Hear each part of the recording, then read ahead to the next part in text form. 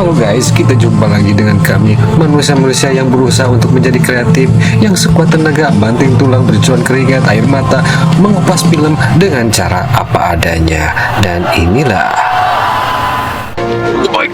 Oh my god, he's gonna say it.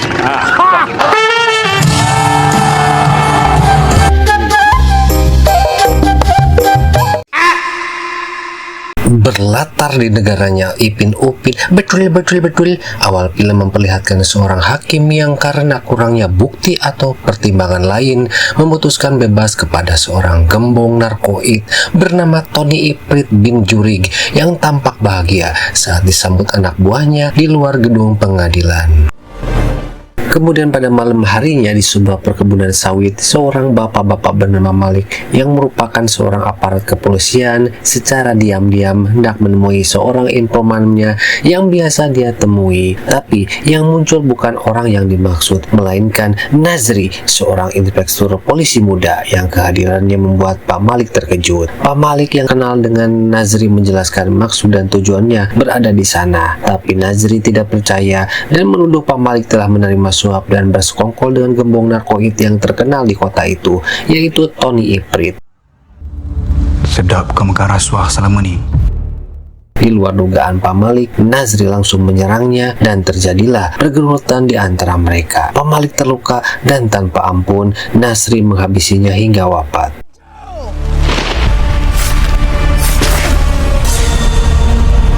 Setelah melakukan aksi sadisnya, Nazri membawa jasad Pak Malik dan membersihkan cairan merah di seluruh badan Pak Malik, lalu membakar kartu identitasnya. Setelah dibersihkan, tubuh Pak Malik dibungkus rapi dengan plastik. Nazri selanjutnya pergi ke suatu tempat dan sampai di bawah jembatan, lalu meletakkan mayat Pak Malik dan setelahnya menaburkan bubuk putih jahanam ke jasad Pak Malik. Sungguh bikin awak merinding sikit dibuatnya.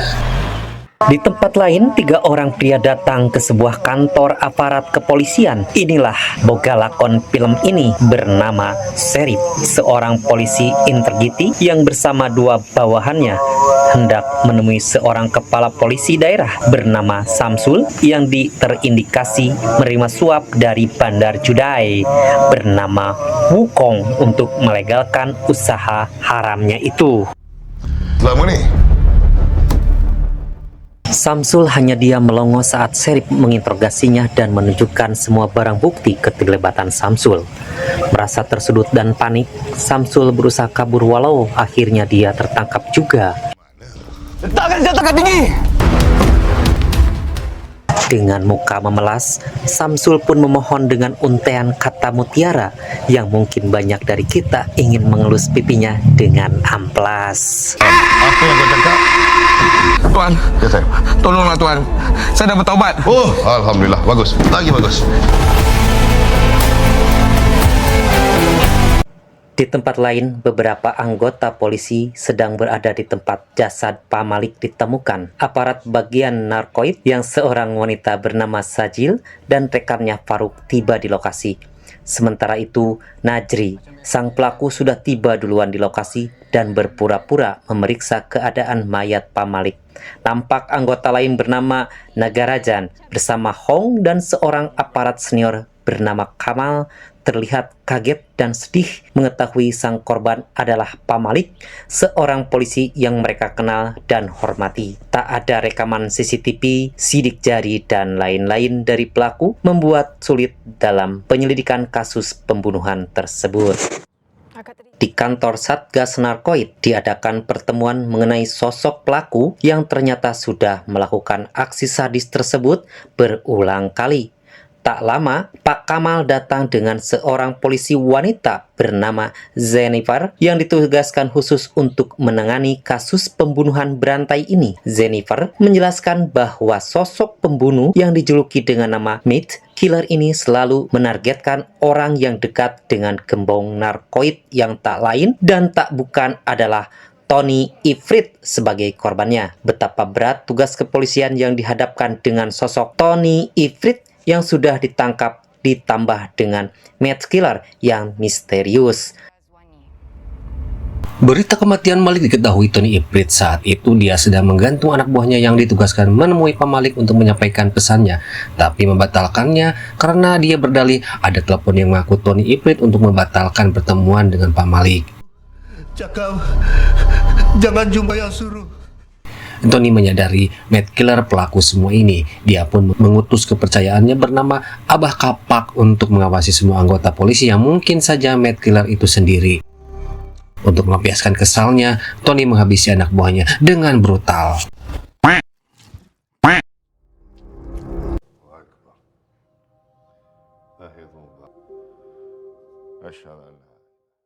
Kembali ke Sheriff yang digambarkan seorang yang taat beribadah sehingga dia begitu amanah dalam menjalankan tugasnya. Ketika menyimpan arsip kasus yang telah dia selesaikan, Sheriff melihat foto masa kecilnya bersama sang ayah yang diceritakan tewas saat ditangkap polisi karena kasus suap. Dan ternyata Sheriff kecil kemudian dijadikan anak asuh oleh seorang kepala polisi dan menjadikannya sekarang seorang polisi integriti. Lalu muncul atasannya Sheriff dan menugaskan kasus yang sedang viral, yaitu Matt Killer, sang pelaku pembunuhan berantai. Beralih ke Sajil dan Nazri yang pergi bersama ke kantor. Mereka adalah adik kakak yang bekerja satu divisi di kepolisian narkoid. Terjadi obrolan di antara keduanya. Nazri berpendapat apa yang dilakukan Matt Killer adalah hal yang patut dihargai dalam mengurangi peredaran narkoid. Tetapi Sajil tidak setuju karena aksi sadis Matt Killer tetaplah salah di mata hukum negara. Di lain hari, di suatu malam, Abah Kampak sedang berada di mobilnya. Sekonyong-konyong seseorang masuk tiba-tiba dan mengancam Abah Kampak untuk pergi ke suatu tempat. Dan dialah Nazri yang membuat Abah Kampak yang semula terlihat sangar menjadi lemah tak berdaya. Nazri menyiksa dan memaksa Abah Kampak untuk memberitahu di mana Tony Iprit sekarang berada. Seperti sebelumnya, Nazri pun kembali tak membiarkan korbannya hidup. Esok harinya, jasad Abah Kampak ditemukan. Semua anggota bagian narkoid kembali berada di TKP. Ada yang beda dengan korban Matt Killer kali ini, karena sekarang yang jadi sasaran adalah kaki tangan Tony Iprit. Ternyata di kejauhan Sheriff muncul dan mengawasi lalu memberikan hormat pada Nazri yang menatap pada Sheriff yang belum dikenalnya. Puan, ada surat. Oh,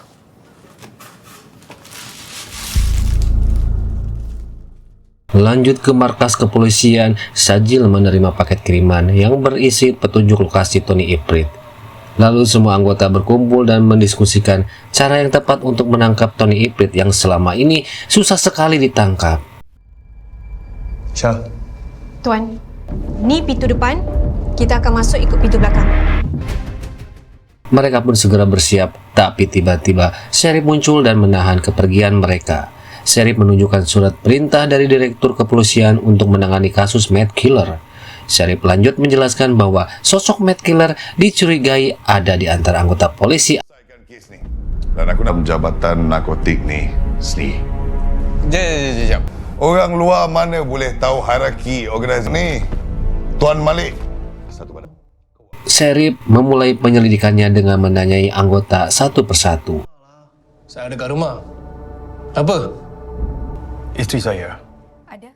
Setelah selesai, Sheriff menunjukkan rekaman CCTV di mana satu hari sebelum Pak Malik dibunuh, Sajil menemui Pak Malik di ruangannya dan menyuruh membuka jaket Sajil. Kemudian Pak Malik mematikan kamera CCTV, tapi Sajil membantah bahwa tidak terjadi apa-apa waktu itu. Sheriff mengalihkan pembicaraan dengan menyimpulkan sementara bahwa Nazrila tersangka sosok Matt Killer tersebut karena saat menjawab pertanyaan dinilai sangatlah detail, sempurna, menyampaikan alibi, dan terlihat santai, berbeda dengan anggota polisi lainnya yang terlihat gugup. Karena membutuhkan pembuktian lagi, Sheriff mengakhiri penyelidikan awal lalu membiarkan anggota polisi menjalankan aksinya menangkap Tony Iprit bin Jurig.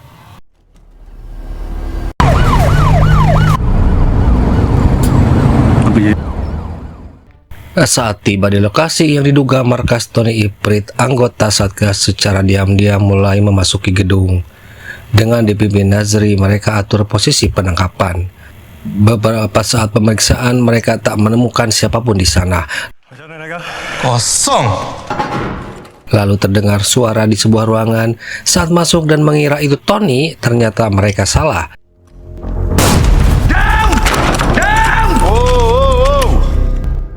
ada Sheriff dan bawahannya telah berada di sana. Sheriff pun menjelaskan operasi ini telah bocor sehingga Tony beserta anak buahnya kabur meninggalkan markasnya ini.